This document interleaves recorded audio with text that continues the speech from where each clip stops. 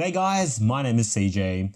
So I just got my hands on the Segway Ninebot G3 Max e-scooter right here, and wow, I was not prepared for what I was getting into. Now as a first time e-scooter owner, let me tell you, I think this thing is a real game changer.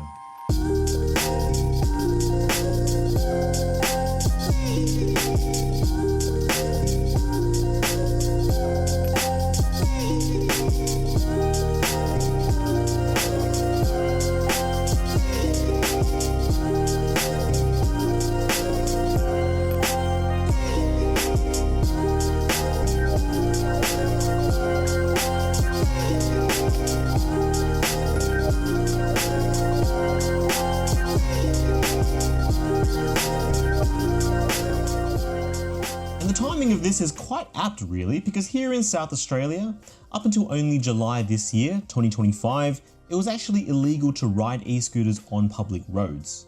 That's right, the only legal way to ride e-scooters of any kind before then were through those scooter rental services or apps like Beam or Lime scooters that had exclusive permission from Adelaide City Council to be used in very specific geofenced areas. Otherwise, if you rode an e-scooter elsewhere, well, you ran the risk of getting booked and fined.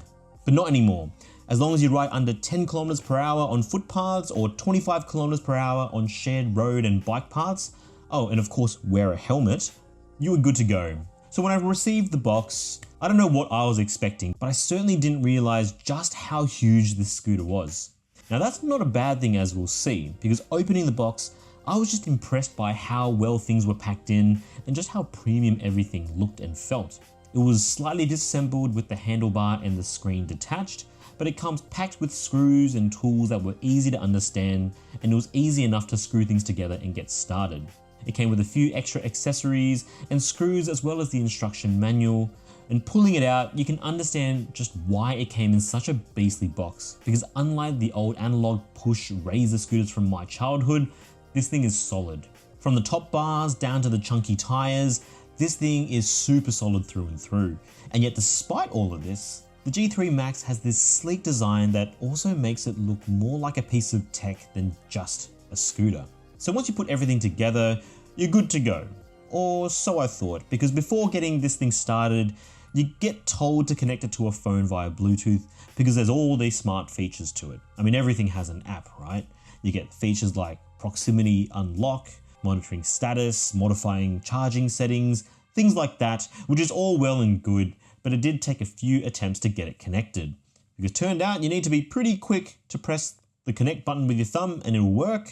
And from there, you can set up what I think is probably the most important feature, which is its security locking feature. So like any smartphone, you can set up a PIN number, and that's going to be great to help deter people from stealing and riding your precious scooter away, because in the end, this thing isn't cheap. There's also an additional airlock feature in which it needs your phone to be in proximity to even try to unlock it. And if someone is brazen enough to pick up all 26 kilograms of scooter and cart it away, well, first of all, there's an abnormality alert, so it'll do funny things if it detects that it thinks it's being stolen, like flash your lights and things like that. But also there's an Apple Find My feature built in, so you can always track it down for police to help you. And speaking as an Australian, a scooter like this is always a huge target for thieves, and so set this up immediately. Now before we get into the ride, I just want to touch on its design a little bit further. Everything about the scooter is quality. It's super sturdy, it's really well made. And on the tops, you've got handles that have really nice, decent heft. And I'm already a fan of the placement of the throttle, because it's positioned in a way that won't fatigue your thumb in its down position.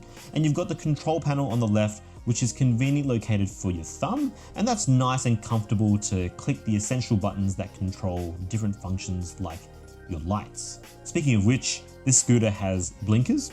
Who would have thought? Really useful for when you actually take it on the road and you don't need to worry about hand signaling. There's also a headlight that's adjustable, though that's manually operated, which is surprising, as everything else about this scooter is so high tech that I automatically assumed everything was going to be computer operated. And of course, a rear brake light. And then some of these buttons are also customizable, so you can control it to either do the hazard lights or use it to control drive modes. And then on the middle, Center stage, you've got an impressively bright and detailed display which shows you your speed, your drive mode, and some other settings like whether or not the lights are on or not. And if you sync your phone to it, it'll even show you things like call information and navigation too. Now, one caveat with navigation is that it utilizes its own navigation system rather than Google Maps, but hey, the fact that it has any navigation is pretty sweet. Now, it doesn't show you much else, but then again, your attention really should be on the road ahead of you, given there's nothing separating you and hard ground aside from maybe a helmet if you're sensible. Anyway, it also folds up for convenient storage, and whilst it's not exactly the most compact out there are third-party accessories online that'll make it possible to store it vertical too if you need extra space. On the side, you've got these little kickstands so the scooter doesn't fall over, pretty standard, and then on the other side, you've got the main charging port. And this is awesome because they've actually built in the charging brick hardware into the deck, meaning you only need the included cable and off you go. And that's super convenient and makes it way easier to bring charging capability with you on the go. Now the wheels themselves, as you can see, are super chunky, they're tubeless, and they're supposed to be self-healing too with an inbuilt jelly layer, and that's awesome. Combine that with the hydraulic suspension, and it's a perfect combination for a super comfortable ride. And I had absolutely no issues with curbs, bumps, and even potholes in the road, especially given how terrible the roads are here in Australia. Now, if you look closely, you'll see disc brakes, which are really cool, and it gives off this feel that it's a mature product and not a toy. And importantly, they work really well to stop you. On the front, there's a little loop that makes it easy to secure a lock for extra security. Any bike lock should work here. And honestly, everything just screams premium in a way that I wasn't expecting. And scream it does, because nobody prepared me for how fast this thing is. The G3 Max is speed limited to 25 km an hour here in Australia, and will receive the E version of the scooter, which should be the same model as the Europeans. But if you're in the US, it'll go even higher to 45 km an hour or about 28 miles per hour. Now on paper, this doesn't sound like much until you're just standing freely on a small platform zooming down the street at this speed. But even traveling at these lower speeds, well below the limit, I still felt like I was flying, and coming from someone who doesn't ride bikes, there is something really special about riding outside and letting the air hit your face. But the one quirk about the scooter I found though is that to get the motors going, you do need to kick off manually. And this scooter is pretty heavy at 26 kilograms, so unless you have perfectly hard and flat ground, beginners may struggle initially to get it moving. Now the motors don't automatically run from a standing start, presumably to prevent newbies who are unprepared from losing control and hurting themselves or others. And so out of the box, you need to kick off at a speed of around 3 km an hour before it'll actually engage the motor when you hit the throttle. Now you can reduce this start speed through the app, and if you reduce it below 3 km per hour, the scooter will always leave it in a park mode when it's stationary, meaning you actually have to hit the brake in order to get it going. But if you're a seasoned e-scooter rider, this could get old very quickly. But the real revelation I had with riding the G3 Max is down to that first time you hit the throttle. Kind of like how I felt when I drove my Tesla Model 3 for the first time, the acceleration, especially in sport mode, nearly sent me flying backwards. I almost did a wheelie, and you almost certainly will if you're not prepared. The torque is incredible. It can go from 0 to 25 km an hour in just 2.4 seconds, and best believe it's gonna do it. Best of all, it's getting to Swoopy Boy Magpie season here in Australia, and you'll have a far easier go at surviving swipes from the magpies with this beat under your feet. But if speeding isn't your jam, at least there are different riding modes tailored to your riding style. Now with a simple tap of the M button, you can flick between different driving modes really quickly. So this is Eco mode. As you can see, it's pretty steady, topping out at 12 kilometers an hour. And that's going to be appropriate for just shared footpaths, bike paths, things like that, at least in South Australia, that is. So let's step it up to drive mode. Here it tops out at 20 kilometers an hour, a bit more zippy, a bit better throttle response. And I think this is going to be the mode that most people are going to use. Good balance between speed and control. Not so fast and zippy that if you're a newbie that you're going to feel that you're going to lose control. Just a really nice, balanced way of riding along It's really comfortable. And along here, because it's a bit more clear and straight, let's tip it up to speed mode, sport mode. This is going to be really quick. So off the line, ready?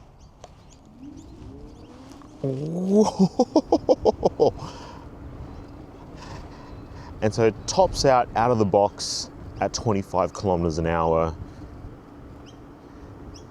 Now, I'm sure you can look up various tutorials online in order to be able to get past the software block. But I think 25 kilometers an hour is plenty fast for the majority of people. Now in Australia, 25 kilometers an hour should mostly be used on the roads, in smaller roads. But there's a lot of power, and sometimes, if you're not careful, it will kick the wheels up, and as if you're doing a wheelie though, so be careful with this, even if it is speed limited at 25 kilometers an hour. So for more normal driving, I'm going to switch to drive mode because it's just got that little bit of extra response when you hit the throttle. I think Eco is just a little too slow for my liking. But this is really smooth. I'm really enjoying this. I honestly didn't think I was going to enjoy riding an e-scooter this much, but this is awesome. I am loving this. It's just so effortless. It's so comfortable. The suspension does a great job absorbing all the little bumps on the road, and it's just such a comfortable way of getting around. Now you also have this walk mode, which isn't strictly a driving mode, but it at least unlocks the tires if you need to hop off, turn on the lights, and allow you to walk the scooter in areas where you're not allowed to ride. And to try optimize as much range as possible, we have regenerative braking that actually recharges the battery, and you can adjust and modify how aggressive this is as well. Now, if you've ever rode in or driven an EV, it's not too dissimilar to that experience where if you lift off the throttle, it'll automatically start slowing down. It can be a little unnerving for newbies, and it'll take a little getting used to, but it is a useful feature to have. Just don't rely on it to completely stop the scooter and use the brakes, and Segway also recommend not relying just on regen braking anyway.